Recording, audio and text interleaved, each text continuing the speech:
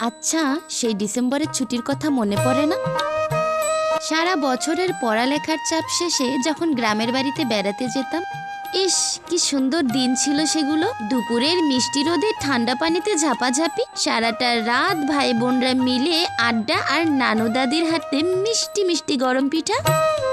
আমরা ভাই বোনরা এক হলে তো কখনো রাতে ঘুমোতাম না। সারাটা রাত গল্প করে সকাল সকাল ঘন কুয়াশায় বেরিয়ে যেতাম খেজুরের রস খেতে। তারপর কতই না গল্প করতাম।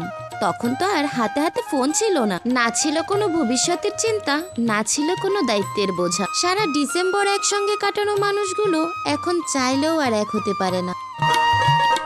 বোনেরা সব স্বামী সন্তান নিয়ে দিব্যি সংসার করে বেড়াচ্ছে। তারা কেউ কেউ তো 2 সন্তানের মাও হয়ে গেছে। বড় ভাইও নিজের নতুন বউ ও দায়িত্বের বোঝায় ভীষণ ব্যস্ত।